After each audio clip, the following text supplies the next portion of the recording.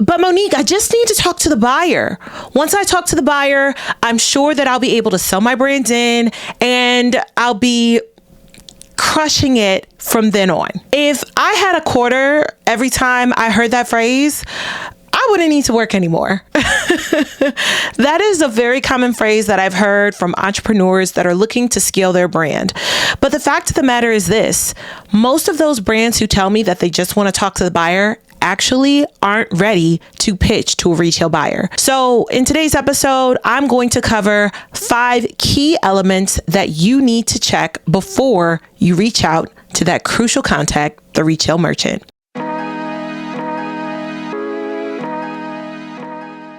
Welcome to Scaling Emerging Beauty. My name is Monique Benoit. I'm your host.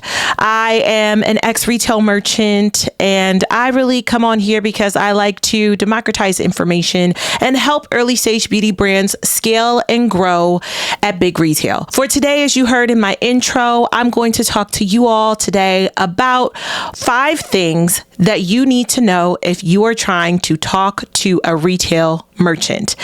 And if you're wondering why I know these things, well, as I said a little bit earlier, I was a retail merchant in the past, and I work with emerging brands all the time in my day job. So I should say this: I'm currently an associate of Ulta Beauty, but the thoughts and ideas represented here are my own and not that of my employer. So let's go ahead, and we've gotten past all the niceties, and let's get into today's episode. The first thing that you should do before you talk to a retail buyer is comp shop.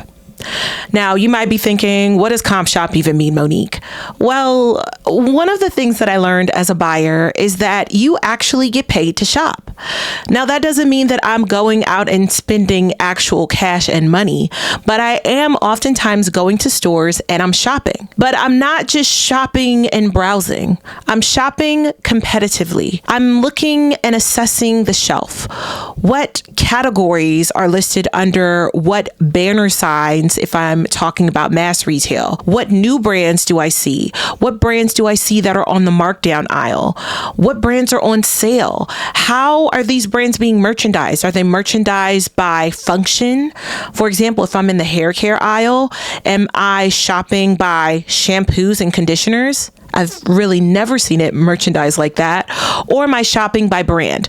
One category or one aisle that typically does organize things by function is the sanitary protection aisle. You typically see all of your tampons merchandised together, all of your pads merchandised together. But in comparison, if you go into an aisle like skincare, you'll see all of your brands merchandised together. You'll see your CeraVe, your Neutrogena. These are the things that I'm considering. The reason why I tell you, brand founder, to shop and to do a competitive shop is because this allows you to clearly see who is on the shelf. One of the questions that I love to ask brands when I was a buyer is, who is your closest competition and who would you recommend me replace to pull you in on the shelf? Because remember, shelf space in physical retail stores is limited. So if they're bringing you in, that means that another brand typically has to come out or their space is reduced. So the only way that you'll know how to recommend to a buyer which brand to remove is if you've actually gone to some stores and done a competitive shop. I recommend that you go to at least 2 of the same stores to do this competitive shop, and then maybe go and visit one competitor to also see how they merchandise things, just in case you have some creative ideas so that you can recommend this to the buyer once you reach out. Tip number 2. I say this all the time here on this show, and that is, do you know your consumer? And I don't mean my consumer is Gen Z, ages 23 to 35. No. That is simply not enough information. I mean, do you know who your consumer is? What do they like to eat? Where do they shop? What kinds of books are they reading? What do they do for fun? What are their hobbies? Are they at Lollapalooza or are they at your local library? This is critical information for you to understand because it's also going to give you information to be able to ask is this consumer also shopping at this retailer? That is another question that I often ask brands when they would come to me when I was a retail merchant. I would say, well, who is your consumer? And how do you know that they're shopping my shelves? And sometimes you have to make assumptions about things, but you definitely want to have a solid understanding of who your target consumer is and affirming for that retail buyer that yes, they are shopping your shelves. On the topic of consumer data, Circana, which used to be NPD and IRI, is a valuable resource for everyone that I know who works in CPG. They house research on categories, on consumers, on retailers, and they have a ton of information that could be super helpful to you as you are looking to scale your brand. Now, they are priced, so I'm going to put that out there, but they do often offer reports that you can view for free. So I encourage you to check out their site and to see if there are any reports that are relevant to your product or your brand to gain some additional insights before you reach out to that retailer. So as I move to tip number 3, you've already scouted the competition and you also nailed your consumer. Next, I'm going to ask you, how tight is your story? Can you clearly communicate the benefits that your brand has to offer? And on top of the benefits, your brand's specific reason for being. Why does your brand exist? Why do I need this brand over all of the other millions of brands that are out there? This is critical information. And what I say about your story is how you tell your story and the timing of when that buyer hears your story is also really important. If we were to rewind back in time 15 years back, and it's the year 2010, well, there's not necessarily a ton of beauty products that are clean. There's definitely not a lot of beauty products that are talking about sustainability. So if I, as a buyer then, hear a story about a sustainable skincare line, I'm intrigued immediately because I haven't heard about this. And this is new, and I have mostly conventional brands on my shelves that don't offer this clean story. It's fun, it's new, and I think the consumer might love it. But because we're in 2025, the story about clean ingredients or sustainable packaging, while important, is no longer differentiated. That's not something that's going to hook me, that's going to cause me to say, wow, this is something that I'm really intrigued by, because most of the brands likely that come across buyers' desks already have that as a part of the story. So your story has to focus on things that really make you unique. Think about some of the things that are quirky about you or your brand, or some of the things that are unlike any other brand that you've seen. That's what you want to focus on for your story.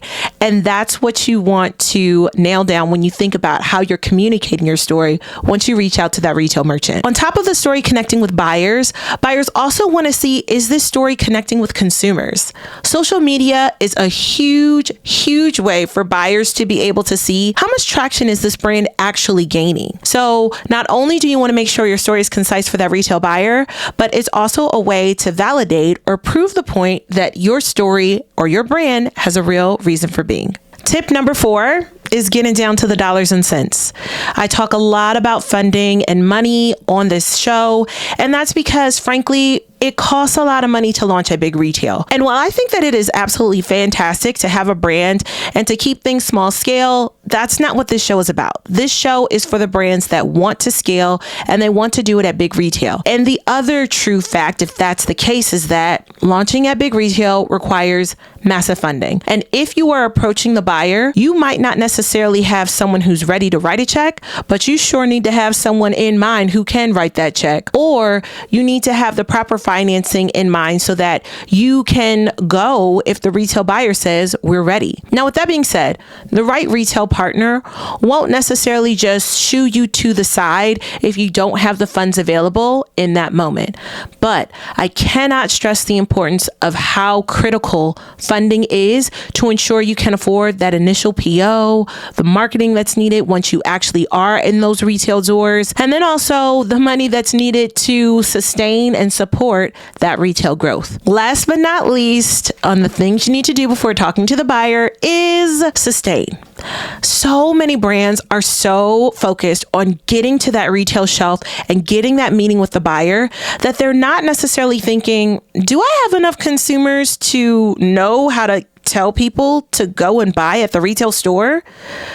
Getting to the shelf is one thing, but having the tools and the know-how to sustain your business is a whole nother thing. This is where I go back to social media following, going back to knowing your consumer, knowing how they shop. All of these things tie together because in the end, your success is just as good as your ability to sustain. Gone are the days of getting to the retail shelf and crossing your fingers that you're going to make it. I want to make sure that you know as a brand that once you get to the shelf, sometimes it can be just as hard, if not harder, to sustain the velocities that are needed or the productivity that's needed to remain on that shelf. Just like you are reaching out to that retail buyer to say, hey, pick me, I want to be on your shelf. There's going to be some other new emerging brand that is fighting for your space once you get to the shelf. So I want to make sure that you also have in your toolkit the things that are needed to sustain getting to the shelf. I'll admit, some of that you learn along the way, but there's a big chunk of it that's important that you will learn once you are actually on those retail shelves. So before you book that critical meeting with a retail buyer, make sure you do these 5 things. Shop other stores and shop the competition. Know your consumer and know why they align with the retailer that you're talking to. Craft a super compelling brand story, something that is unique and unlike anything else the buyers may have heard before. Make sure you have funding in place so that once you do get to the shelves, you're able to support a launch. And then 5, sustain. Make sure all of those things tie in together so that once you get to the shelf, you know that you'll be able to continue to crush it and grow sustainably. That's it for today. I hope that you found this helpful. If so, I encourage you to share the show with a friend or a colleague. If you're watching this on YouTube, go ahead and give the video a like or a thumbs up, subscribe to the channel, and I will be sure to catch you on the next episode. Bye.